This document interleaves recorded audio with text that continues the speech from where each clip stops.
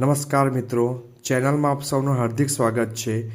આજે આપણે અવર્ગીકૃત માહિતી પરથી મધ્યક, મધ્યસ્થ અને બહુલકની ગણતરી કેવી રીતે કરી શકાય તેના વિશે શીખીશું। તો સૌપ્રથમ તો આપણે એક દાખલાની રકમ જોઈએ અને એના પરથી મધ્યક, મધ્યસ્થ અને બહુલકની ગણતરી કરીએ। તો આપણી પાસે આ એક છૂટા પ્રાપ્તાંકો આપેલા છે।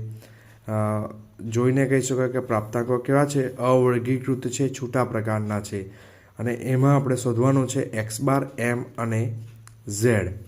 તો સૌથી પહેલાં તો આપણે એક્સ બાર શોધીએ। તો એક્સ બાર અવર્ગીકૃત માહિતી માટે એક્સ બારનું સૂત્ર છે એક્સ બાર બરાબર sigma X upon N. Sigma X એટલે પ્રાપ્તાંકોનો સરવાળો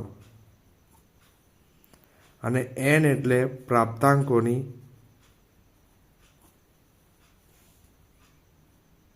કુલ સંખ્યા। તો પ્રાપ્તાંકો આપણી પાસે આપેલા છે। આ પ્રાપ્તાંકોનો આપણે સરવાળો કરીશું। લખવું હોય તો લખી પણ શકો કે 25 + 13 + 13 + 28 + 25 + 45 + 12। આપણે સીધો કેલ્ક્યુલેટરનો ઉપયોગ કરીને સરવાળો કરીશું।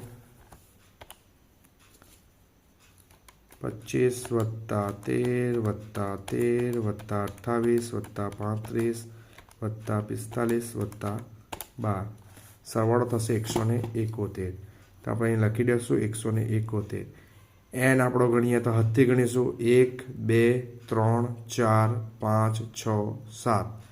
171 ભાગ્યા 7 કરીશું કેલ્ક્યુલેટર પર, ભાગ્યા 7 એટલે આપણને મળશે 24.428। આ 5 કરતાં મોટી રકમ હોય તો આ કન્વર્ટ થશે એટલે 24 જવાબ આવશે 43। એટલે આપણો મધ્યક મળે છે 24.43। તો મધ્યકમાં આપણે શું કર્યું? તો પ્રાપ્તાંકોનો સરવાળો કર્યો, એને આપણે પ્રાપ્તાંકોની કુલ સંખ્યા વડે ભાગ્યું એટલે આપણને મળ્યો છે મધ્યક।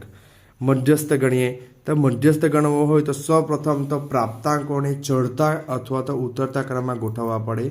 તો આપણે પ્રાપ્તાંકોને ચડતા ક્રમમાં ગોઠવશું। ચડતા ક્રમમાં એટલે કે આ જે પ્રાપ્તાંકો છે તેમાં સૌથી નાનો જે પ્રાપ્તાંક છે તેને પહેલાં લેશું, પછી ત્યારબાદ એનાથી મોટો, ત્યાર પછી એના પરથી મોટો, આ રીતે આપણે પ્રાપ્તાંકોને ગોઠવશું। તો આપણો તમે જોઈ શકો શ્રેણીમાં સૌથી નાનો પ્રાપ્તાંક છે 12, તો લેશું 12। પછી આપણને સૌથી નાનો એનાથી થોડો મોટો છે 13, ત્યારબાદ ફરીથી આવશે 13, પછી આવશે 25, પછી આવશે 28, પછી આવશે 35 અને પછી આવશે 45। ગણી પણ લેવાના। 7 હતા એન, તો 7 થવા જોઈએ।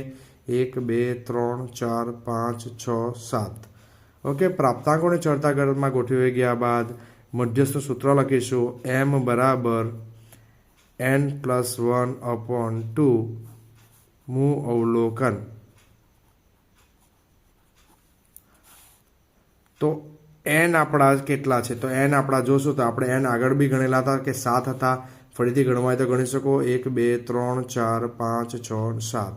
તો અહીંયા આપણે લખી દઈશું 7 + 1/2 મૂ અવલોકન।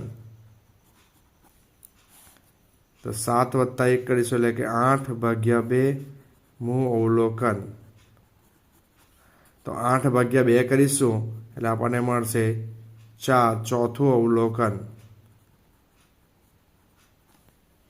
તો આપણું ચોથું અવલોકન જોઈએ। એમ બરાબર ચોથું અવલોકન કયું છે? તો ચડતા ક્રમમાં ગોઠવ્યા બાદ ચોથું અવલોકન જોશું તો આ પહેલું છે, આ બીજું છે, ત્રીજું છે, ચોથું છે। એટલે આપણો મધ્યસ્થ મળશે આપણને 25। તો આપણે આમાં શું કર્યું? સૌથી પહેલાં પ્રાપ્તાંકોને ચડતા ક્રમમાં ગોઠવ્યા। મિત્રો ધ્યાન રાખજો, આ પ્રાપ્તાંકોને ચડતા ક્રમમાં નહીં ગોઠવશો તો દાખલા ખોટો પડશે। મધ્યસ્થમાં શું કર્યું? n+1/2 મૂ અવલોકન સૂત્ર હતું તે રકમ મૂકી સૂત્રમાં, n બરાબર 7 હતા તે મૂક્યા અને 8/2 કર્યા એટલે અવલોકન આપણને ચોથું મળ્યું। ચોથું અવલોકન આમાં આપણે જોયું કે કયું છે તો આપણને મળ્યા 25। હવે આપણે ગણીશું બહુલક ઝેડ બરાબર, તો સૂત્ર છે સૌથી વધુ પુનરાવર્તિત થતો પ્રાપ્તાંક. બહુલકનું સૂત્ર શું છે? સૌથી વધુ પુનરાવર્તન થતો પ્રાપ્તાંક. એટલે કે એક કરતાં વધારે વાર પુનરાવર્તન કોઈ થતો પ્રાપ્તાંક હોય તો એ આપણે બહુલક છે. તો ચેક કરીએ દાખલામાં. ફરીથી મૂળ રકમ તરફ આવી જઈએ. તમે જોઈ શકો અહીં આ રકમમાં આ 13 જે છે તે 2 વાર પુનરાવર્તન પામે છે. તો એનો મતલબ એવો છે કે સૌથી વધુ પુનરાવર્તન થતો પ્રાપ્તાંક આપણી પાસે છે 13, તો બહુલક આપણો મળશે 13. તો આશા રાખીએ કે આ અવર્ગીકૃત માહિતી પરથી આપણને મધ્યક, મધ્યસ્થ અને બહુલક કેવી રીતે ગણી શકાય તેમાં તમને ખ્યાલ આવ્યો હશે. Thank you so much.